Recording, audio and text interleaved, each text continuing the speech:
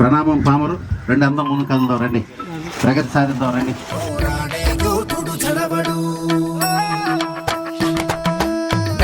కలబడి నిలబడు పోరాడే యోధుడు జడబడు, సంకల్పం నీకుంటే ఓటమికైనా ఉడుకేరా, అడుగడుగున నీవే నిలబడి ఎదురీదాని లక్ష్యం వైపు ఎంతో పాటుపడి.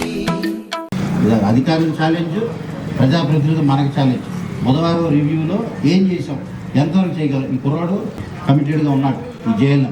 మిగిలిన చోట్ల కూడా జైల్లో ఆ రకంగా ఉండాలి, జవాబుదారీగా ఉండాలి, ప్రేమతో పలకరించాలా. ఒక మాట అన్నా కానీ సాఫ్ట్గా తీసుకోవాలా, ఆవేశంలో అన్నారులే అనుకోవాలి.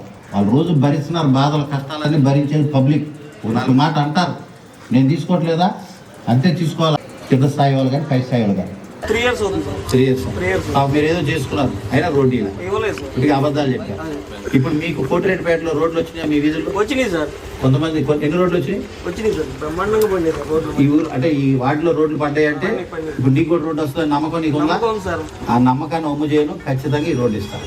చేయాలనే తపనతోనే నేను కూడా వచ్చాను. థ్యాంక్ యూ అమ్మా. ఇది జైలేమో, దీని గురించి ఏంటి నీ కామెంట్? ఇంచుమించు అప్పుడు ఏదో ఎస్టిమేట్ అయితే ₹1 కోటి, ₹1.5 కోటి అనుకున్నారు. ఎన్నేళ్ళకి సమస్య ఉంది ఇక్కడ? నేను 3 సార్లు వచ్చా ప్రతిపక్షంలో ఈ వీధిలోకి. 3 సార్లు నాకు ఈ సమస్య చెప్పారు. అవునా కదండి, నా మనసులో ఇవన్నీ ఉన్నాయి. అందుకనే ఈ పరిష్కారం కావట్లేదని నేను మళ్ళీ ఆ సమస్య దగ్గరికి వచ్చి వీళ్ళకి టార్గెట్ టైం ఇస్తాను. ఆ వారంలో సమస్యలన్నీ పరిష్కారం అయ్యేదాకా బుధవారం కూర్చుంటాను. కాంప్రమైజ్ లేదు. అవునావా? రోడ్డు నచ్చిందా? మరో మాట ఇచ్చాం, రోడ్డు ఇచ్చాం. ఓకేనా? నాకు ఛాలెంజ్. కరెంట్ స్తంభాలు 2 స్పన్ పోల్స్ పెద్ద చేసి కేబుల్స్ టైప్ చేయాలి. ఇక్కడ ఈ సమస్య పోగొట్టడానికి శానిటేషన్ ఇన్స్పెక్టర్గా దీని మీద మీరు పూర్తి ఇది పెట్టుకొని బుధవారం రిపోర్ట్ చేసుకోండి. ఇక్కడ డబ్బు సమస్య కాదు, దీనికి టెక్నికల్గా తెలివిగా పనిచేయాలి. హాస్పిటల్ తీసుకెళ్తావు కదా, తీసుకెళ్ళి రిటర్న్లో అన్నా క్యాంటీన్ దగ్గర భోజనం పెట్టి అంటున్నా, పెట్టిస్తావా?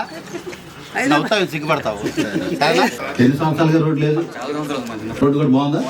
Thank you bro. 5 సంవత్సరాల అప్పుడు నుంచి వెళ్ళిపోయాడా? ఇంకా రాడు గారు లేదా ఇదో సంథింగ్ అట్లా రాయించి చేయాలి. నేను మాట్లాడతాను ఒకసారి, ఎంఆర్ఓ గారు తీసుకొని రండి. గతంలో వాళ్ళు ఇది చేస్తా అని చెప్పి ఆ పొలాలకు ఉన్న రైతుల దగ్గరే డబ్బులు తీసుకొని దుర్మార్గంగా ఇది చేసుకుంటే కోర్టు కేసులకు వెళ్ళిపోయి మొత్తం ఆ పాపాన్ని వాళ్ళే మూట కట్టుకొని పోయారు. నీ పేరు నీకు సలహా ఇప్పించే బాధ్యత.